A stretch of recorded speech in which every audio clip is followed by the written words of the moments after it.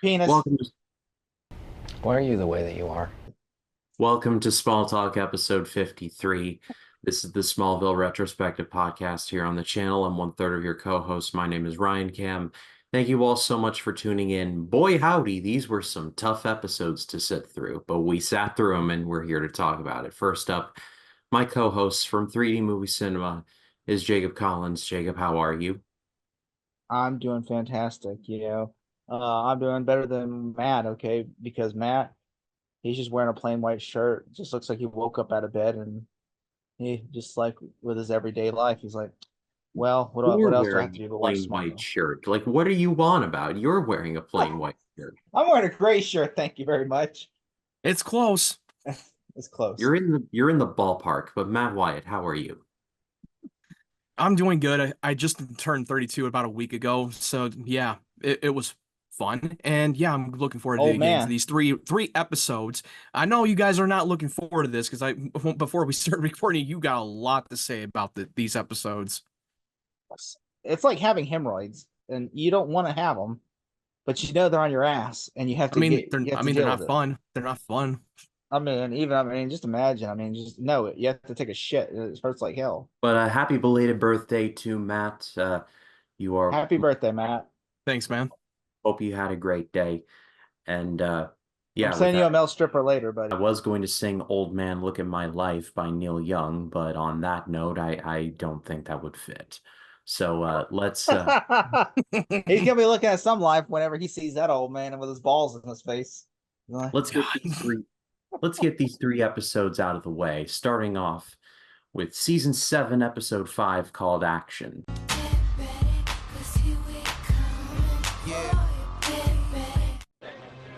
Thursday, roll camera. Smallville goes Hollywood. All that for one star. Clark, Rachel Davenport is not just a star, she's practically her own constellation. But when fantasy and reality collide, Cut! What the hell? Is this supposed to happen? Somebody help me! Clark gets caught in the spotlight. Nice catch, superhero. Is it true that Rachel Smallville, followed by Supernatural. All new episodes this Thursday starting at 8/7 Central on the CW. The residents of Smallville are thrilled when Warrior Angel, a movie based on a comic book, begins shooting in town. However, after the lead actress, Rachel Davenport, takes off in a stunt car with cut brakes, Clark must step in to stop the runaway car. Unfortunately, an obsessed fan witnesses this heroic event and decides Clark is a real-life superhero, whose girlfriend, Lana, must be eliminated so Clark can fulfill his destiny. Meanwhile, Lex discovers Lionel is at the cabin. So Jacob, you touched on this a bit before we started. This has heavy crow energy to it. And I don't know how to feel about this one. I feel like there could have been a good episode here. I wasn't too crazy about this one. The whole episode is literally about a crew member trying to kill the actress because she's supposed to die in the comic. I guess that's me reaching. I don't know if that is why he wants to kill her. They never really explain why he's trying to kill her. I I, assume it's because she's supposed to die in the comics and he's just nutty, so he wants to create her death in real life. he's just an obsessed fanboy, and also like when he sees Clark catches that bullet, that completely changes his whole mission. Now he sees that that's his warrior angel in reality, and he wants to take Lana out of the equation because she is a distraction for pursuing his destiny to save the world. I do agree that the episode was a little bit of a downgrade of the quality, to be honest with you. I mean, it doesn't really make any sense if his original plan is to kill this actress because her character is supposed to die in the comics and stay true and faithful to it. And I never really got the motive behind that. I think that was an odd choice. I do like the opening crash. It looked cool. The sequence looked pretty cool. Even though you never question how the fuck did you get over there and how did you be able to reach her so quickly in the car when No you're one about to questions that go on a either. collision. Like that car is flipping and he has somehow had like, oh my god, you failed! I caught you. Oh yeah, and guess what? The production just got her permission to film at the Kent farm, and she's writing a story while she's at the fucking farm and driving off. What part of that story, what they were telling when they were making that movie, how does that make any sense? Also, there's only one unit. There's not like three multiple. I'm pretty sure.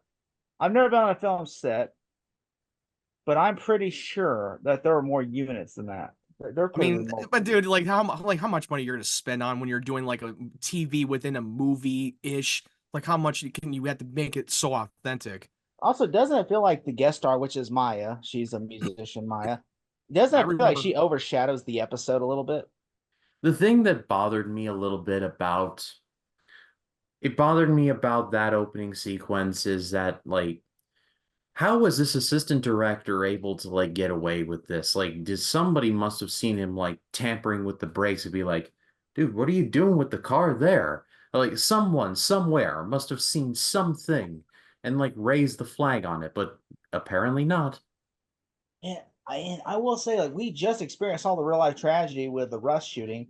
That, like, like they would know who can, But like, that was whenever. before that. But that was way before Yeah, the Rust thing. So I that mean, was and like we, ahead of its time. yeah, like with the Crow, and also with the Crow, like whenever there was blanks in the gun, this guy actually put real bullets in the gun, and I'm What thinking, I could have sworn that the blanks were kind of shattered the guy when they were aiming right at him, and then he was taken to the hospital and he died in the hospital bed. yeah, He didn't make it. I don't know what I can't remember on the top of my head of what caused his death like precisely. I was blanks that shot him, the Yeah, because shrapnel it from was the the. blanks that shattered him, Yeah. and he was alive, but he was taken to the hospital, but he died in the hospital bed. But the reason He why I didn't brought the make it. Rush shooting up is because because I said this dude literally puts a bullet in the gun. I'm like, what was he expecting not to go to jail? Because they're gonna realize, okay, who had the gun? They're gonna do an investigation. Go, okay, Also, there were live rounds. There were live rounds on set, and they should be able to be aware and not put two in. They're not. They weren't able to put two and two together when he was the one taking control, like loading the gun and handing the actor. I've shot guns at a gun range before. It's one time, but I've shot guns at a gun range before. I was coached heavily by the guy who was shooting with me on like exactly what to do and like just feel the weight of the gun with the magazine in it. And so this crew should have been able to like distinguish the difference between blanks and real bullets. And the fact that someone didn't like just be like something weird about this, it just nah, it took me out of it so hard. what took me out of it is when he fired the gun, and then nobody's like, oh my god, because that's like it should be like that's a real. Even a Clark caught the bullet. People, that's a real gunshot sound. And blanks, I don't know if you noticed, but blanks One, don't sound exactly like real gunshots. I mean, they No. sound close, wait, hold on. I thought they do. I thought when you're shooting blanks, it still sounds like a real gunshot but it's fire. different. It's a different sound. Like And gunshots. it also with the kicks, even it still does the kicks even without the live rounds when you're using blanks. I'm pretty sure that blanks they sound like because I've never used blanks, but I mean I'm pretty sure that blanks have a different sound. Like because I've seen, I've never seen like blanks at a point range, but I'm pretty sure like of that fire, the second that fire, obviously that should have been like a telltale sign, but also everybody like okay, you're at point blank range with a blank that you believe is a blank, okay, and you Mhm. fire that gun, you're like, all right, cool. I'm like, I'm pretty sure that most movies don't do that. I'm pretty sure most movies are like, okay, I like mean, to be fair, I don't know how it sounds in real life with blanks and real live round bullets. I never had that experience, so I mean, I can't compare. I know aerosols sounds different, Oh yeah, no, there's no brainer when it comes to airsoft guns. but I will say I do like the idea that the crew member is trying to kill this actor. I like that idea, but I just feel like it's shattered by this. If they making him like a nut job where he's like, oh, I want to recreate the comic, and I'm thinking, and then on top of that, we have a real life tragedy. Like it would make me not upset as much if we didn't have an actual shooting that happened with an actor, like Hmm. and like that kind of irked me. And then on top, we just had this again. But then again, I don't blame Russ this episode because Russ was years later. Yeah. But I blaming it like from like the Crow thing because we experienced the Crow thing. So I'm like that irked me right there because it's like you guys, I understand what you're trying to do, but the gun thing that right there was not. I'm like you could have found a different thing, like maybe give him a real sword and like he's about to stab and then Clark realizes that's a real sword or something. I don't know. I just feel I like feel like you're the only one that got triggered by it because of the fucking memories that happened on set of The Crow. I That just they was a kind little of did something insensitive. like this. But also that part was just an accident on set. I mean, it wasn't intentional murder. Yeah. But this one was like, no, this was intentional. Yeah, which I mean, to be fair, I mean, it is a TV show, and I'm pretty sure that it was not meant to be like, oh, this is the Crow homage, and not like that. But I do like, the only thing I do like that the idea of it, I just didn't think the payoff was great. Although That's fair. it did make me laugh though. Clark is able to stand by where the guy is trying to kill her is, and he doesn't notice him. Like, Apparently, they I have no just- good surroundings. They have fucking peripheral vision or he's something. Superman, and yeah, this guy's right behind, and he doesn't realize that. How does You're he? Superman. I mean, Superman. He goes in completely blind. He doesn't fucking prepare for who's I know, there's but about Matt, who's watching. I mean, this is literally that's just kind of like this this is his shtick. peripheral vision. I mean, no, I agree that he did not fucking pay attention to who's might be watching him in the shadows. Like sometimes I honestly I've never once complained at a movie where like there's a person hiding and then the bad guy goes like this and the person's not there anymore.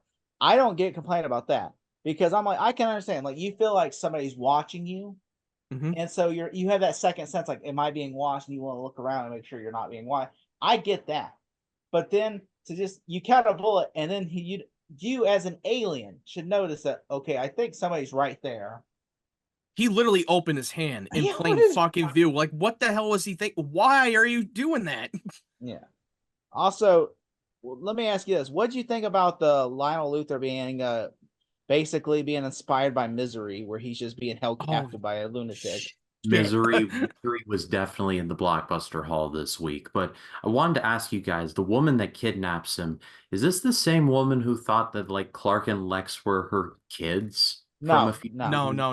No. It's I just some could've- hippie Some woman woman, out right? there. Lana It's just hired. it's just a hippie woman that Lana hired who's growing fucking marijuana crops in There's her a pot cabin. farm! Like what There's the a like pot what the farm! fuck? Like what was Lana smoking when she hired this hippie woman and That's psychotic probably her out in weed the, dealer because they're like, Probably- Look, I got something to tell probably. you. Look, like you where did want- that how does that make any sense? Here, like, look, I got this idea. Look, I got this idea, lady. Like, I know you're my weed dealer and all, but I got this idea. So Lionel Luthor is like, I want you to kidnap Lionel Luthor, okay? Like, I'm gonna fake my death, but then if comes a moment, I want you to find Lionel Luthor and like you're gonna like kidnap him, okay, and tie him up at your Dude, pot she farm. implanted a bear trap on his fucking hands, dude. That was like very graphic, a little bit extreme to keep Also- him to keep them captive. Saw called it wants its gimmick back. Like, hello. No, the people who worked on Misery, they want that concept back, bro. Doesn't make sense though how she found Lionel. Like we've noticed, Lionel was in the dam collapsed. Lionel just flooded up on like a pile of rubble. Yeah, and then Lana this and woman Lana just was and finds him Lana was randomly. and he also Lana like vanished, faked her own death, using her clone as fucking as a decoy, and she had to go all the way to fucking Shanghai. So how the hell she was able to hire this one person to kidnap Lionel and keep him up in the cabin for weeks? It just doesn't I mean, make sense logically. It just has if a you lot think of about it. logically. There's a lot of major plot holes that doesn't really get explained much, and the line of hiring the hippie crazy woman in the cabin makes no sense. She's Also, not Lionel that. just Also, that's knocks not her very a out. bright move on her part, to be honest with you. Like he knocks her out too. Knocks her out, not killing her. You were within your right to do so. No way, also no way Lana could have been there at that exact time either. Like it's just like she's right on cue, and I'm like, there's no way that's Where the hell did she come from when she just fucking hit him with the shovel in the face? Where the hell did she come from? Out of nowhere when Lionel was escaping out in the woods, and then she just fucking had a shovel. Just conveniently shows up out of nowhere. Does she have super speed? Me in the future, try and find the clip from Santa Claus 3 where Tim Allen says, "You hit me with a shovel." Hit me with a shovel! Oh shit. Lex Luthor's side wall has now morphed from a Kryptonian portal to a panic room to the place he stores his comics. Next thing you know, it's going to be a big old Mr. Coffee behind that wall, like in Spaceballs. But the one thing I did appreciate is when Lex was explaining about what the difference of Hollywood of the superhero genre and then the comic book world, because we always expect the more comic book movies that the hero always saves the girl and doesn't have any major consequences and not lose their loved ones in the early days of comic book movies, even though that we now do now today that they're more bold. But this one, it kind of plays it safe and don't stay true faithful into those storylines. And I love the line that Lex tells Clark: in the comic book world, when you're destined to save mankind, you're destined to be alone. That to me hit very hard, and I thought that Michael Rosenbaum's delivering line to Tom was definitely my favorite part of the episode. One thing I liked about this episode was there's like a few that I do like, and I have more negatives than positives, but I'm gonna say the positives I like. I like that Lionel's in a misery trap situation, and I do like the Lois and Grant. I like their chemistry together. And I like that Lex is threatening Lois, like how when she sneaks into his office, he threatens her. Like, and Lex burying his past by giving his stalker comics info out of him to try to get information out of him because he cares more about his destiny than he does his identity. Oh, yeah. Because he gives those comics or something he loves, but he's like, Lex is so on the path of, I need to protect the world. I am the savior of this world, and like he's just trying to be like, he's basically washing away his, his what's that word? He's washing away his cleansing. He's cleansing his soul for, I'm going to for his for his savior God complex, where he's like, I'm going to save this world. Basically, it was like we already know a long time ago with this warrior angel concept that it's basically a version of Superman, a metaphor of warrior angel is Superman, Davilicus is Lex Luthor, basically. Yeah. And when he goes into the Belle Reve to get this this obsessed comic book fan to tell him everything he knows, because he's the one who caught him. He's the only one who knows his secret identity, and he's desperate to know, and gives him bribes him with these comic collection, and in order to to get him to trust him. But this guy saw right through Lex. He knows that because when he said the line quoted from Davilicus, he put two and two together. It's like, why were you giving me all this? Why are you giving me all this? He desperately wants to know the truth because you're the only one who witnessed a guy who could caught a bullet with his bare hands, and he saw right through him, and he did not give Clark up. And I even know that he's psychotic and misguided and can be annoying, but I will respect that he did not rat Clark out. I will respect that part about this episode. Also, you know what? Also, Lionel. We saw the closest thing to Clark flying in this show. Well, more like falling down. He was diving. Falling down slope. Yeah, it's like Woody. That's not flying; it's falling with style. Also, how would the guy know Lana is Clark's girl? To save so that way he would throw her over and Clark would save her. Why wouldn't he just continue his plan to kill Maya? That makes no sense. Like, you're on the whole warpath, then you decide, well, I think he's the savior, so I'm gonna try to kill this random woman in hopes that this is gonna be his girl. Rather than like, okay. No, I think his goal now was to take Lana out of the equation so that he doesn't get so distracted with human desires and love, so that he can focus on the world of saving the world and become a superhero. Yeah, and that was his goal. That's Lana Lang is his dude. He was a second unit fucking crew. He Lana pays was attention. Never around. She was she was around. What are you talking about? She was around like one scene with Maya. The rest of it, she wasn't like. And you think he doesn't do his research? You don't think he tries to dig up on fucking Clark's past? You think he has not spent as much time to just dig up dirt on him? Dig up. I don't think this guy's that clever. I really put two and two together. No, I agree. He's not that clever. I agree with you on that part. I think he was he was very sloppy. But Google was a thing during this time, so it's not too exactly. He went on his MySpace page, and it was probably his top 8 spaces. He went to probably checked out his relationship status on MySpace. Probably who's in Clark's top 8 spaces? Probably Jimmy Olsen his top 5. I mean, God, I remember. Oh my God, even with MySpace, I remember back in the day when MySpace used to be popular, and it was awesome back then. I'm not gonna lie. Oh yeah, I loved MySpace back then. Also, wouldn't Lex take his security team when he find out about that location? Why would he just show up alone? Like, wouldn't he, or at least wouldn't he say, "Look, guys, hold back. When I push this button, then you storm in." I would not just that way. If the girl pulls up with a gun, you hit that button, your security team goes in. Drop the fucking How did he know where to find Lionel? Like, how did he just Well, I understand why, up because those Luther Court facility Lex had no idea about. And he goes, I didn't purchase this, and Lionel didn't purchase this. Oh, so he put two and two. So he put two and two together. He kind of figured that was Lana who, because she stole $10 million from him. Like let's remember that part.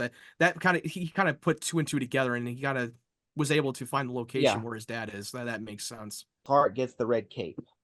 Yeah. Oh yeah, that part. I did like that shot of the red cape. I mean, at that moment, he was like, you know what? Everything I want on this farm is with you, which he's not willing to pursue to become a superhero and save the world, to pursue his destiny, which I thought it was kind of a little bit of a selfish on Clark's part, but I get it from the moment because he has everything he wanted. He has the secret from the love of his life that he can finally share with for once because he's been avoiding telling her everything throughout the years. He wants to bang Lana. He doesn't. Yeah, he just wants to exactly. He wants to bang Lana, bro. He doesn't give a shit about the people. He's like, fuck those people. He's now, like, fuck those people. My top 8 spaces. Then we'll worry about that. My top 8 spaces. But that was very graphic when Lionel just fucking straight up murdered this hippie. He just does this like, just smushes her to death. Like, damn, that was a little bit extreme. Like, damn. Born to have sex with Lana, forced to lock in. But let's I mean, really, Clark, if you think about it, he's so selfish because he's like, yeah, like he never saves anybody. Does he really save? I'm sitting there thinking. No, he doesn't really. Oh no, he does save some random when he needs to. When sometimes. He's close by, but mostly he just saves mostly his closest friends. The majority of the time. I mean, he never really took the time to focus on the rest of the world because he's not there yet. And I will agree, I did not like that moment with him and Lana when he said everything I want in this farm is with you. I get it, but at the part I was like, you selfish bastard. So you don't really give a shit about the people, basically. Yeah, he's like, you know what? He's like, he's taking Kevin Costner's advice in Man of Steel. But we do have 2 other episodes to cover, so let us get to rankings. Jacob, 1 to 10, what do you have? I'm gonna give this about a 3 out of 10. All right, Matt. You really dislike this episode that much. Oh, wait till you see the next one. I will give it like a 5 out of 10. It was very mid episode. I'll go 4. There are parts of this that I did like. Michael Rosenbaum carrying it as always, but they're like just from the bullets to the blanks versus real, and then the wall thing in the Luther mansion. It was a lot of stuff where it just led up to this makes no sense. But let's get into the middle part of this. This is season 7, episode 6, called Laura.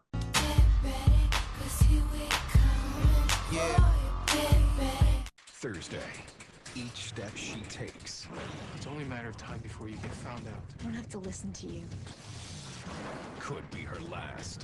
Where is she, but? No more games. All new Smallville. This Thursday at 8/7 Central on the CW. Clark learns is in Washington searching for the crystal. Kara is captured after she breaks into the lab and sedated with a kryptonite-infused truth serum. The serum causes her to relive a prior trip to Earth when she followed Clark's biological mother, Laura, to the Kent farm. Clark arrives in time to save her, but searing the machine with his heat vision, he also falls victim to the serum and sees what Kara sees, his mother. So, Jacob, what'd you think? I will say there are some things I do like in this episode. Most of the episode is just a rip off of the season 3 episode where Clark's on the tail, Lex is on the tail trying to get his memories back. I think Memoriam or whatever. Yeah, I believe that's a great episode. Oh yeah, that was a fantastic episode. It feels like this is the poor man's version of that episode, to where it's like, oh, it's on Cura now when we're doing it, and this time it's where basically the Kents are away and Cura, and they basically break into their house and they basically leave a photo behind. By the way, they put a photo in that thing. In the frame. They put the photo in the frame. I will agree that was kind of a little bit off, far-fetched, how they were able to keep that photo inside the frame for the last like 18 years. They had a twister. They had a twister and a meteor. They had a meteor shower shower. Yeah, they had a house. meteors that would just collapse in the It took fucking out the house. kid house. And That somehow it picture frame. survived it. Like, what the fuck? Did we not? How does this make any logical sense? There I was mean, two it was meteor touching. I mean, it showers. was touching that you want to put the photo and just like, leave it like a time capsule or something. But after everything we've seen that happened to the Kent farm in the house, somehow it's still there and it managed to survive the fucking photo of the frame. That picture frame must have been made out of adamantium or something. I mean, you never know. It could. Also, picture frames. I don't know if you guys know this, but picture frames don't last forever. No. Oh no, it doesn't. No, they Like, get that thing is replaced. dry wrong. I mean, That thing is- because once it gets dry and it gets worn out, they get a replacement and they take it out. Oh, look at that! Who's this beautiful blonde woman that I don't know who the fuck let's broke just into put it our in the house? next frame. What the fuck happened to this? Who the fuck is this? Hey, Jonathan's father. Are you fucking another lady or something? Who the hell is this bitch, huh? You're like, I've never seen her before in my life. Yeah, well, this photo. Okay, yeah, you better explain him who the fuck this lady is. And you're like, I don't know who that lady is. I don't know. Who was the I would love to mysterious see that woman? conversation. Who was the mysterious woman that Jonathan Kent was having an affair with this week on Unsolved Mystery?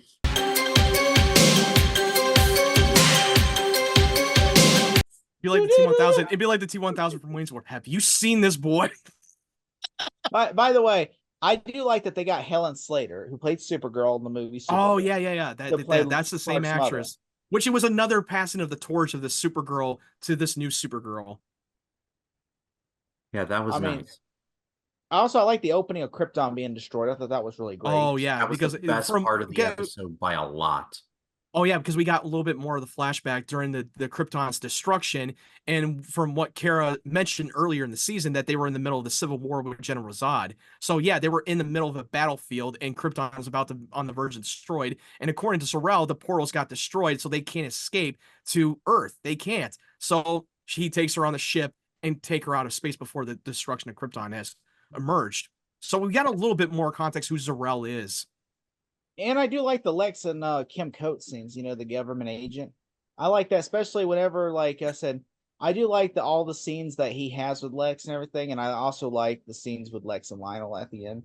I thought that was really good. Oh, I love that. No, yeah, the Lionel and Lex at the end, that was perfect. That was perfect. Like He's like, hey, and he was like, hey, I learned from watching you. I was just being a Luthor. Oh my God. There's so many fucking cold moments that just really just hits hard on that scene between him and John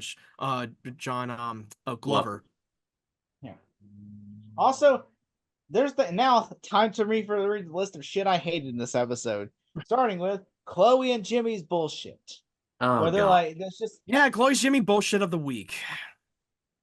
Jimmy, you're not with me. You're trying to get with Kira, and I'm like, oh my God. She gets a little bit of the jealousy mode in that episode when Chloe, they were about to go out to lunch. It's like, hey, you better watch out for her. She's come from separate worlds.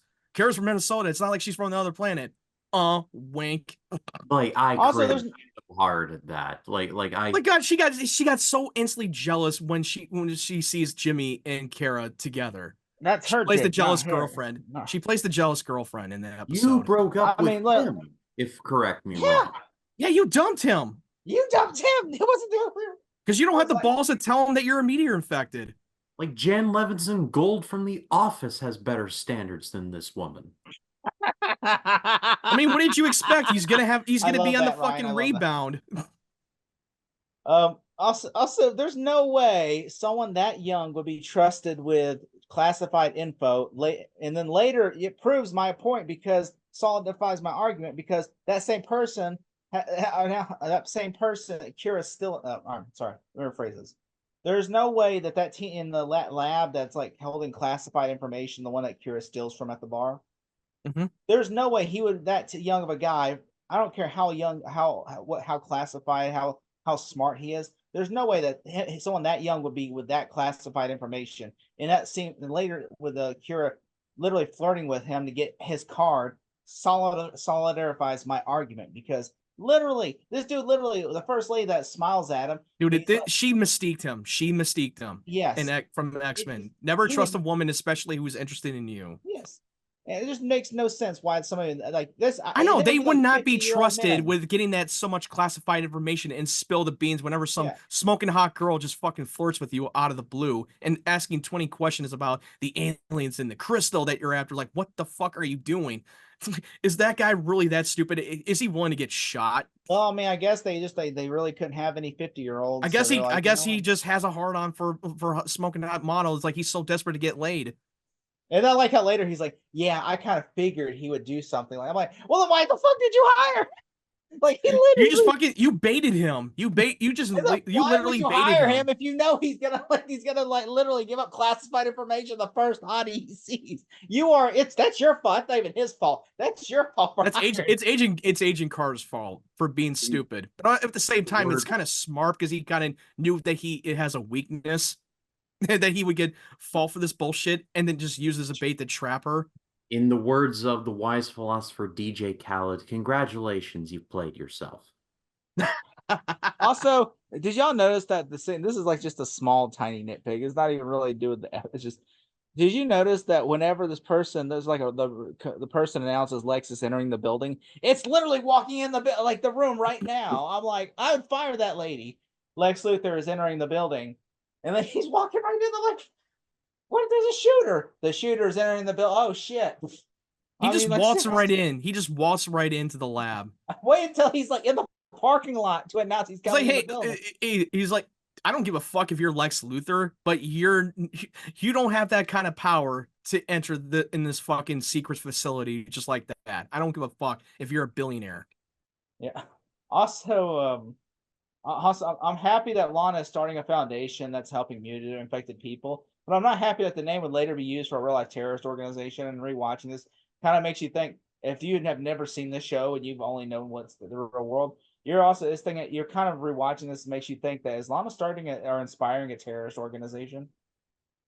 But also, that was just a cover up. When we already know what her true angle is, her true intentions are. Because the ISIS Foundation about helping the media infected, that was just a cover up. Because she's spying on Lex. She has a bunch of 50 fucking monitors that she was able to afford from Lex's money that she stole and spying on him and tried to expose him.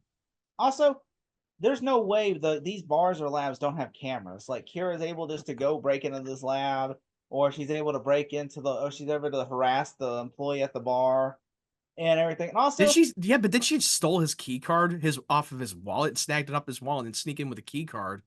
Also, I get that Kira's an alien, but there's no way she would know how to hack our technology. Yeah, no, the one, oh God, I wanted to bring that up. I almost forgot, but thank you for bringing that up. Her hacking skills, even though she's been on Earth for like weeks and somehow she developed hacking skills just like that. Like, what the fuck? How does that make any sense? How the hell did she learn how to fucking hack into the fucking government and from secret Of our shit? government using our technology. I'm like, what? I don't know Like, how that makes any sense. Her hacking skills, look, suddenly she's a quick learner how to hack. she must have turned into Lilu from The Fifth Element, just binging all of human history in like 10 seconds or something. I mean, she might have. Also, what was Agent Carter doing just sitting in Lex's office waiting for Kira? What if she would never have showed up? Would he have just been like, Lex, I see you're here. Well, I guess the girl never showed up. I'm gonna go. I'll see you tomorrow. Hopefully tomorrow this works out. Yeah, it felt too convenient. Oh, he showed up. He's just sitting in Lex's office. Like, I understand. He tied up the guards and everything. He's just sitting there waiting, like, Disable the any feed and tighten up the guards. Any minute now. Any minute now. Any minute. Ooh, I'm gonna get her this time. Oh, they're just like, I'm gonna get her. Yeah, I knew this would work. I'm like, what if Lex would have walked in the building first and never, and then Like, oh fuck. They would have fucked up your plan. They're like, ah, shit. Lex, you got me. I was trying to count. Then the girl walks in and goes, this, why did not, I mean, I'm sure he could have literally just put a gun and shot Lex with it.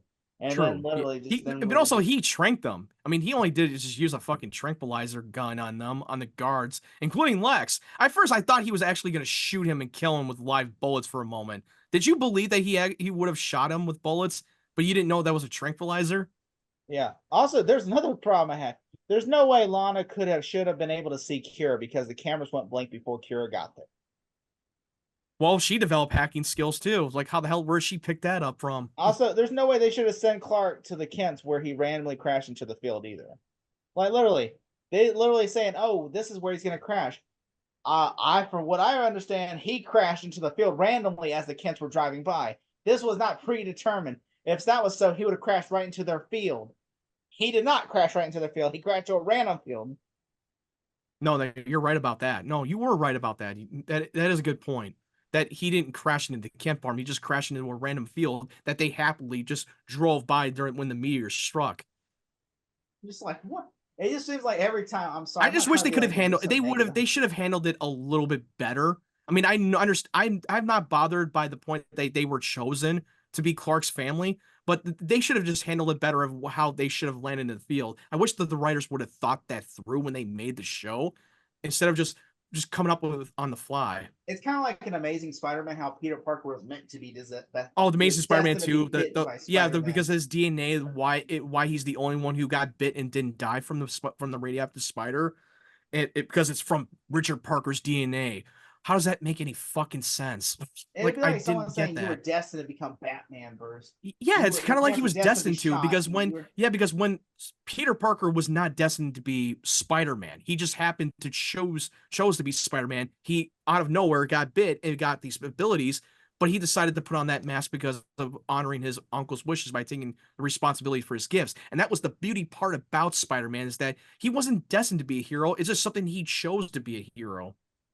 The best, I'm gonna tell you right now, and I'm not trying to be mean to any of the other comic writers or artists or anything like that, but y'all should take a note from Batman Forever, in the line in Batman Forever where Val Kilmer says, "You see, I am Bruce Wayne and Batman, not because I have to be, but because I choose to be." That's the one line I did like about that in the film. That was a great line from Val Kilmer. You should learn that line, because see, the hero chooses to be good. The hero chooses to be a hero. He doesn't have to be a hero. If you are making it forcibly, he's a hero, you're taking a thing from that and not making him as important. But to be fair with Superman, when it comes to Superman, he was always destined to become the Earth's savior. I mean, that's always been been like sacred to his origin story. But with Batman, yeah, he chose to be the hero. Same thing with Spider-Man. He chose to be a hero. Superman is always going to be Superman. He's always going to be destined to become the Earth's savior. Fair, it's been written. It's already been written. To be fair, he doesn't have to become Superman. I know he doesn't have to. You're right. He doesn't have to. He could literally just be sitting at home while eating Cheetos, watching like, oh look, building fires. No, you're right. You're right. He didn't have to, but he chose to too. At the same time, even though he was destined to become a hero, but he still wants to be a hero at the same time. Ryan, you've been silent. Let's hear. Sorry. Yeah, you've been very quiet. Sorry that we've been going off on a little bit of a tangent. No, I've kind of learned to let this play out and pick my spots when I can. You pretty much said what all I was going to say. There's just like, I don't know, it feels weird. This whole episode was just weird to me because I thought like Clark and Kara had like not made up but like come to an understanding, but yet they're still like not fans of each other. I don't know, this episode just felt kind of regressive to me. No, I think they resolve their issues at the end of the episode after she starts to see the memories that she got taken away from her father, Zor-El, and started to see his true intentions and his true colors, and realize that he is not what she thought he was, that he was not some hero, that he has he has an agenda of how he wants to be a hero. And I thought that was a touching moment with her and Clark, that we're not destined to be our fathers. And I thought that line doesn't it imply doesn't this episode reveal like who he's in cahoots with, or is that the next episode? No, I don't know. Maybe in the next episode, maybe, because I know by the next episode it'll basically tell you who he's in cahoots with. No, not the next one, because the next one that we're gonna get into is after Wrath. You know what I'm saying? But the next one that we will cover next week, that's the one we were gonna be talking about, the episode called Blue. Yeah, that was a crazy tease. That was a crazy tease at the end of that episode, but we'll get to that in a second. But also at the end of the episode, Clark has the crystal So it turns out that because when Kara earlier in the episode broke into that lab and looking for the crystal, because that's where they were stored it in the lab, and she crushes it and it was empty. So we were always wondering, where the hell's the crystal? Where did it have gone? Even Agent Carter doesn't even know where it is, and he's always been asking questions to Lex or Kara, where the hell is it? And then we find out later in the episode and that was Clark who kept the crystal the entire time, because he knows that the crystal is stored in her mother's DNA.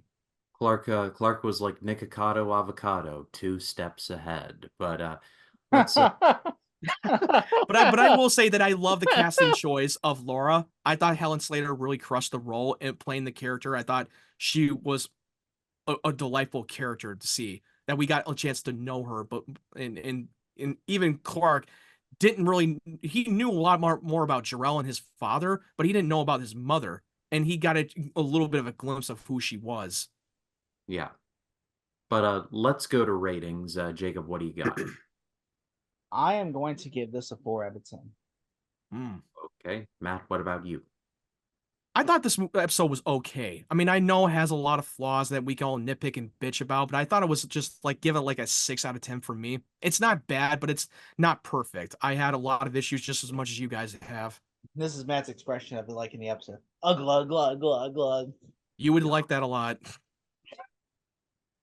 All right, behave, you two, behave. But I'm going to go for, there's good stuff here, but like I said, I feel like the episode just kind of felt a little weird and regressive to me, like I said. But thankfully, It feels like they're ripping off the best episode of season 3. Exactly. Well, they're the same writers, so they can rip off themselves. It's just not. It's not as strong as the one that we had in that other episode. That one had a much of an impact. This one was okay, but it was not. It didn't have the deep impact that it did in the last one. So yeah, I'm not bothered by it. It just feels like I can't believe their blockbuster haul this week was Misery, and then this episode is literally they stole from their own freaking show. I was like, you know what? We're just gonna take. Well, that's exception for when it comes to blockbusters. Yeah, we can complain about that. But if they're ripping off themselves, like, sure, fine. Speaking of, I don't really see that major issue. Speaking of ripping things off, the final episode we're talking about rips off season 1, episode 3 or 4, the one where Clark loses his powers. And I know Clark the power transference, the transfers episode from season 1, and then in the third season they did it again when he was trying to break Lex out of Belle Reve. Yeah. For only a short amount of time. So this is literally like a transference trilogy. If you think about it, also this episode, it rips off Terminator 3: Rise of the Machines, because Lana is basically the TX, just going. She's like the evil TX that it came from the Matrix. Too, just going around like this. Like the Matrix costume designer called. They want that outfit back. Let's talk about fashion, please. I literally thought of the Grandma's Boy clip, Matt, when I saw her in that outfit. Oh yeah. Oh, that is a great outfit. How much did your clothes cost in the Matrix? But yeah, like Colin said, Fashion Police, play the clip. Bad boys, what you want, what you want, what you gonna... And Lana's wearing an all black affair, and yeah, it's thumbs down from all of us. Yeah, that was a little too much on the nose. Like, come on, why are you projecting yourself as a badass wearing a black outfit? Why is every time that we see some of the bad guys or some good guys who are doing terrible things, they tend to wear black outfit just to look how badass they look? Like, come on, can we just be a little bit more original? I mean, it's not as worse as this is it's so fucking repetitive. It's so stupid. I never thought it would be this. I mean, comparing it from the witch episode, the fucking vampire episode, and now this, like, what the fuck are we doing, guys? I mean, she's dressed like she belongs in the Matrix. Literally, she's like, she might as well. I'm like, who designed that outfit? I'm like, I understand you want to make her evil Lana at this part, but I'm like, come on. She was the red kryptonite Lana without red kryptonite. But let's get into the episode proper, season 7, episode 7, called Wrath.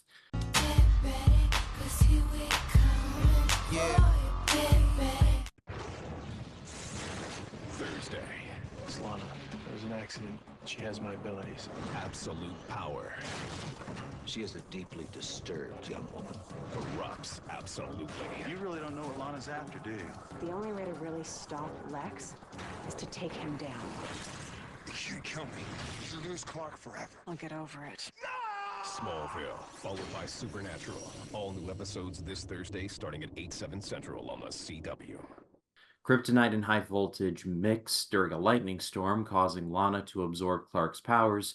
Using her newfound superpowers, she breaks into Lex's safe and steals incriminating evidence, which she then delivers to Lois and Grant, demanding they run a story exposing Lex's secrets. After Grant refuses to use stolen material, Lana decides to take care of Lex herself. Clark tries to stop Lana from killing Lex, and a super battle ensues between the two. So yeah, we get another, like we were touching on, we get another power transfer episode, and I'm pretty sure Grant Gabriel is on the take with the Luthors, or at least Lex. Like, that's my story, and I'm sticking to it. And also, he's trying so hard to get Lois to drop the lead that she has dirt on Lex. Like, you have no problem of trying to get the story out with the alien spacecraft, that it's something that it could have been done in tabloids, and like fucking or the Inquisitor, wherever you want to call it. But you're so desperate to try to get Lois to drop the fucking Luthors. Like, makes no sense. There is a reason why, but I'm not going to get into it because it's a major spoiler. But that was a little bit of a red flag. I thought it was I thought it was an okay episode. I mean, I like how it shows Lana becoming crazy with these powers again. It's like kind of like with Sean Ashmore's character, and where when he got the powers, he becomes crazy. Because like obviously, Lana and Sean Ashmore didn't have somebody like that showed them how to harness these powers. Like Clark had Jonathan and Martha, and so Lana just basically has Clark, and Clark's not always the most reliable person to be there to help. And so to have this, I thought that was really great. And I also like Lex and Clark scenes, and that I really like the opening, the funny blooper. Literally have done this in a field. I kind of laughed. I'm not gonna lie, I laughed when he just grabs her, super speeds up into their bedroom, and then went to Town. And then fucking the whole fucking world shakes into a fucking earthquake. Like, what the fuck? They should have just went to a field. I mean, it'd been much easier. That was kind of a funny moment when Chloe finds out the hard way what went on this morning. And Lana was like, we normally can't do it. And fucking Clark's like, you guys talked about this? I was like, I'm not gonna lie, that was actually funny. Also, I really like that Lex and Clark scene, the Lex and Clark scene. Oh yeah. The part when that he's starting to realize that Lana has been hiding from him, and Lex has just rubbed it in his face. Stings, doesn't it? You don't trust her either. I also like that Lana attacking the I don't Daily think Planet. anyone trusts anything that anyone ever says in this show. Apparently. I also like that whenever Lana attacking the Daily Planet, I thought that was pretty great. Also, I'm just surprised that that Grant Gabriel didn't fucking file assault charges. Like, how the hell did you do all this? What the hell? You literally just threatened my life to get the story out. Why would Lois go to the Smallville Medical Center when she was in Metropolis? Yeah, I know. Like, yeah, why would she? That makes no sense. Why did she not go to the fucking Metropolis? I'm like, she's in there. Like, that's a long travel. Wouldn't it make more sense, like 10 minutes away from Metropolis? No, we'll take her an hour away to Smallville. Even a lot of the characters that we know that goes to the hospital every time they get injured or sick, like they must have hell of a fucking insurance. Especially the Kemp family. But before this, like they always go over to the hospital whenever they get into these life and death situations, and the fucking Michael Rosenbaum just fucking like pokes fun of the like they must have hell of a medical insurance. Also, I bet you Ryan's favorite scene is Lois's gown blunder. I'm not gonna lie, that was particularly good. Also, I also like that Lana attacking Lex. She went on the top of the car and just fist pumped the glass. Yep, she's about to kill him. Yeah, she wants to get answers and information out of him before she starts to choke the life out of him. Also, there are some things I dislike. Like, this episode is just like, again, we already discussed this is about like the same episode like season 1. And I do. It's weird that they bring back a plot device from season 5 and season 7 But because also, the kryptonite was on the fucking ground near the fucking windmill, near that Kent farm. Where the hell did that come from? Yeah. Out of nowhere. Like, what if Clark super speeds near the fucking kryptonite and goes like, oh, fucking weak, just fucking weakens him, and somehow it's just happened to be there out of nowhere. Lex goes to confront Lana rather than calling the police on her. Also, Lex goes to Clark's house without being invited, just like Clark does to his home. I mean, he always does that. That's just his shtick. He always fucking just walks How wish right you would have into his said, "How does mansion. it feel to go in someone's house without being invited?" Huh? I wish you was. Even Lex did the same thing. He just fucking waltzed right into his house. Like, you could skip it all. You're not welcome, prologue. I mean, also, the third act of this episode is basically rip off Batman Returns, because literally it involves him. Like, she's basically Catwoman trying to get revenge on Max Shrek, and Lex is Max Shrek in the situation, and Clark's trying to like, come on, Lana. And it's just no, and then of course you get electricity involved, and they both get electrocuted, and I'm just like, okay. I get the Smallville writers watch Batman Returns this week. Okay, we get it. Okay, They took notes. They took notes from Batman Returns when Catwoman just uses her taser that was to make out with cooler, Christopher though. Walken. Merry and just Christmas, Santa Claus. How about a kiss, Santa Claus?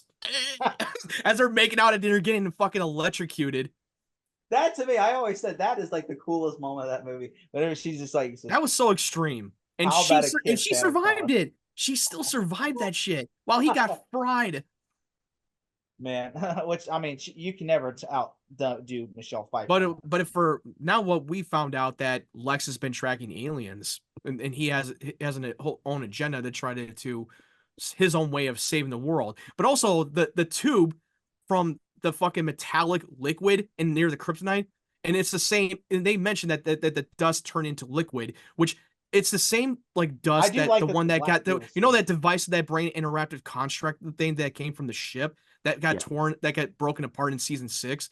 I think what was the episode of the title called? It was the Phantom Zone or Fallout. Yeah, it was the Fallout episode. The Fallout episode. The one he just absorbed the energy through that device and it turned to dust. And he kept that dust as it remained. And now from this current time, they found out that now it's been turned into liquid. So we're guessing it's a little bit of a steam foreshadowing going on here.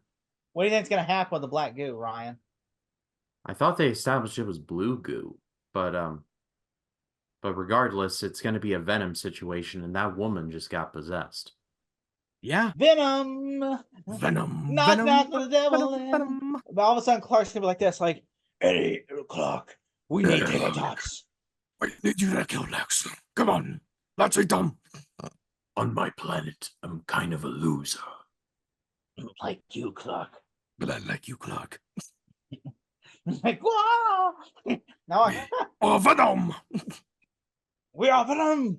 Go and see The Last Dance. But, this is easily the best of the 3 episodes we're going to cover. That doesn't say really, much. You enjoyed this episode a lot more than the other ones. Really, you liked it that much. I'm not gonna lie, I do too. I think this episode's a lot better than the last one. All right, Jacob, 1 to 10. Well, I'm gonna give this a 6 out of 10. All right, Matt, what about you? Yeah, I'm gonna give it a 6. It's okay. It has its moments that I enjoyed, but I don't think it's my favorite. I think the Laura episode was better for different reasons. I know that Jake is gonna give me shit for this, but fuck you, Jake. But anyway, I think that the Laura was a better episode, but I can definitely see why you would like this more than the others. That's a fair point. Yeah, I did enjoyed it, even though it was just a third conclusion of the Power Transfers Ferns trilogy. Yeah, we are simpatico. I'm going to go 6 as well. This, like I said, best of the ones we covered this week. Doesn't really say much, but you know what you're gonna do. But also with Clark and Lana, their relationship is now fucking like on hold for that moment at the Kent farm. It's showing her darkness and showing that she's willing to cross the line to save Clark. But also, can we talk about the one scene with Chloe and Lana, their last scene together in this episode? That was pretty dark. Yeah, it was. Because she knows that you lied straight to my face all this time, that you had good intentions for the ISIS Foundation, but you had a different agenda and you completely lied in my face like that. Now I know who you really are and what you're capable of, and I'm going to do everything I can to protect Clark from you. Wow, damn, Chloe just went fucking fired at Lana. I was like, damn. Any pretensions of friendship are now out the window. I pass it off to all of you guys. What did you think of these episodes? Let us know in the comments. I'd love to read what you have to say. It's always a great time to do this show with these guys every week. Jacob, we're doing the Phillips Project here on this channel. We're reviewing The Hangover this coming week. But tell the people where they can find you. They can find me at 3D Movie Cinema. I just did a review upload for Batman Returns. And then, of course, I gonna try to get to see Beetlejuice this weekend, and been trying to play Star Wars Outlaws, but damn, it's got so many freaking bugs. I'm trying to. Hopefully, once the bugs clear, it'll be a fun experience. Yep, I've been hearing a lot of bad things about that game, and I've not wasted $70 on it. I wasted 120. Oof. Jesus Christ, are you trying to go broke, man? Go subscribe to Jacob's channel. He needs the money. Also, Oh, fuck you.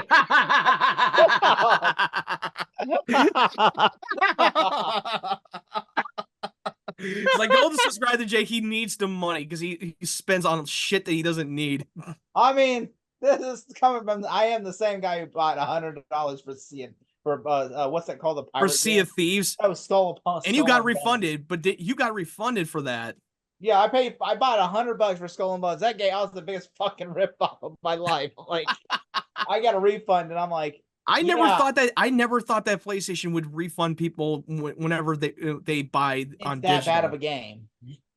Collins, you know, they usually don't, because they literally made it clear once you buy the game on digital, you don't get a refund for it. And I'm surprised that they had, like, I'm surprised that they did it.